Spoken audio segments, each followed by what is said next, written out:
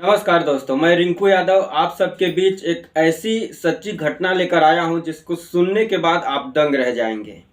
आपने तमाम ऐसी घटना सुनी होगी और तमाम ऐसे न्यूज़ सुने होंगे जिसमें एक माँ अपने बेटे को सफल बनाने के लिए गरीबी से लड़ती है, तमाम उन कठिनाइयों से लड़ती है और उसके बावजूद अपने बेटे को फर्श से अर्श तक पहुंचाने में अपना पूरा झोंक देती है ताकत।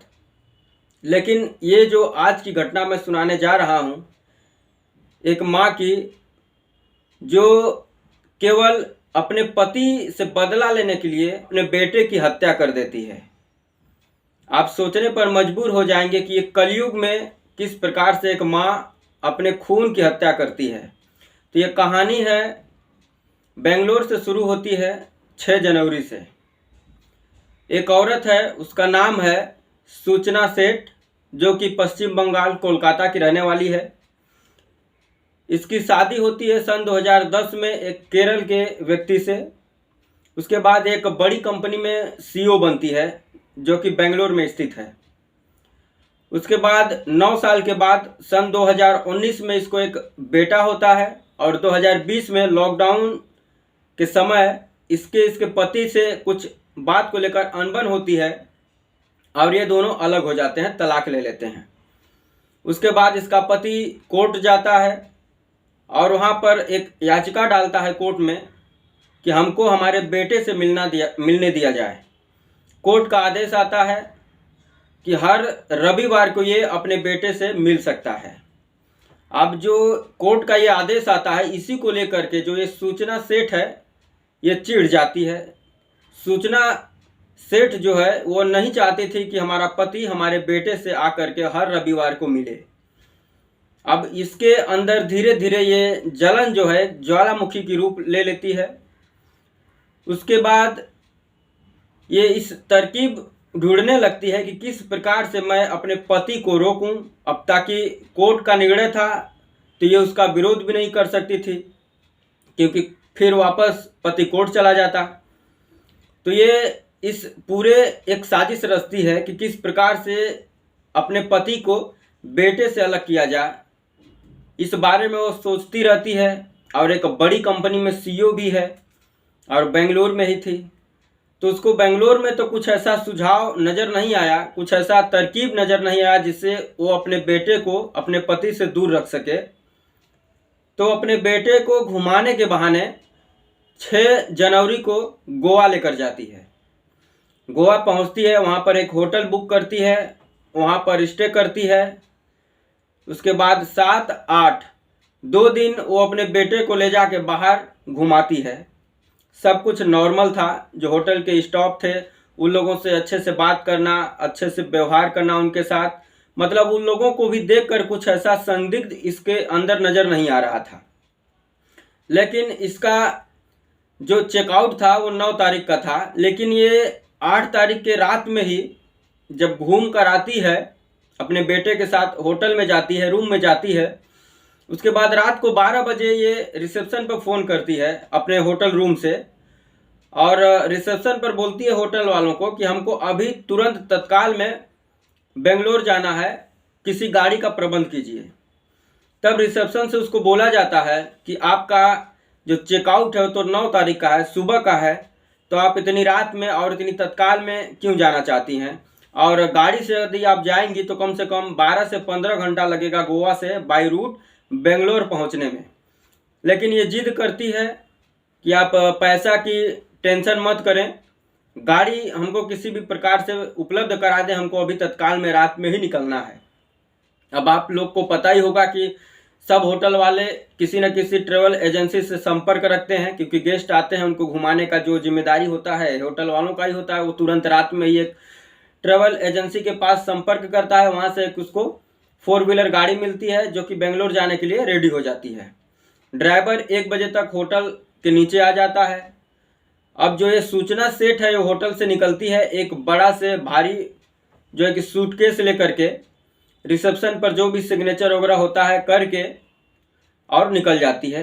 इस दौरान जो रिसेप्शन पर एक व्यक्ति बैठा था वो पूछता है सूचना सेठ से कि मैडम आपके साथ एक आपका बेटा भी था 4 साल का, वो कहीं नज़र नहीं आ रहा है।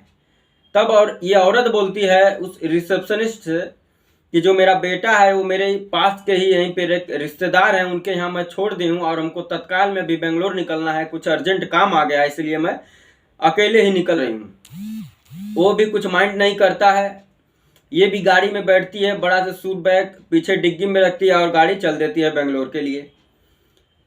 अब उसके बाद सुबह होती है तो आप सबको पता होगा कि हर रूम में जाकर सफाई किया जाता है, बेडशीट चेंज किया जाता है, रूम का साफ सफाई है, तमाम ऐसे चीज़ें की जाती हैं। इसी दौरान सूचना सेट के भी रूम में सफाई कर्मी पहुंचता है और जब साफ कर रहा होता है रूम को तो अचानक उसकी नज़र एक कोने में पड़ती है जहां पर खून का धब्बा था। अब वो देख करके तुरंत होटल वालों को बुलाता है, रिसेप्शन से लोग पहुंचते हैं उस रूम में और वो लोग भी जब देखते हैं उस रूम का नज़ारा तो दंग रह जाते हैं। कहीं ना कहीं उनको अंदेशा हो गया था कि जो 4 साल का बच्चा है जो मैडम होटल में लेकर के आई थी और जाते वक्त अकेले गई, कहीं ऐसा तो नहीं कि उस बच्चे के साथ कुछ अनहोनी हो गई है। तुरंत होटल के लोग गोवा पुलिस से संपर्क करते हैं। गोवा पुलिस की टीम फॉरेंसिक के साथ होटल में पहुंचती है, जांच पड़ताल होता है उस रूम का, तो पता चलता है कि ये जो खून का धब्बा है ये अभी ताज़ा ही है। तुरंत पुलिस उस रिसेप्शन से उस ट्रेवल एजेंसी से संपर्क करती है। ट्रेवल एजेंसी से उस गाड़ी के ड्राइवर का नंबर लिया जाता है जो गाड़ी सूचना सेट को लेकर बेंगलोर के लिए जा रही थी। तुरंत पुलिस की टीम उस ड्राइवर से संपर्क करती है तो पता चलता है कि ये कर्नाटका में, मतलब कर्नाटका पहुंच चुका है, बेंगलोर से लगभग में 250 से 300 किलोमीटर अभी पहले ही है। तब पुलिस की टीम उससे कहती है कि जो हम तुमसे बोल रहे हैं वो ध्यान से सुनो और जो लेडीज़ तुम्हारे गाड़ी में बैठी है उसको किसी भी बात का भनक नहीं लगना चाहिए। उस लेडीज़ के ऊपर हमें शक है कि वो अपने बेटे की हत्या करके जा रही है, तो तुम एक काम करो कि जो भी तुम्हारे नज़दीकी पुलिस थाना पड़ेगा वहाँ पर तुम अपना गाड़ी ले जाकर लगा देना और तुरंत वहाँ पर हमको उन थाना के पुलिस वालों से बात कराना है। अब ये ड्राइवर ठीक वैसे ही करता है। रास्ते में एक पुलिस थाना पड़ता है जो कि बेंगलोर से मात्र 200 किलोमीटर की दूरी पर रह गया था। वहाँ पर जाके तत्काल में अपना गाड़ी लगाता है। गाड़ी लगा के भागते हुए पुलिस चौकी में अंदर जाता है और पुलिस वालों से बात कराता है गोवा पुलिस से।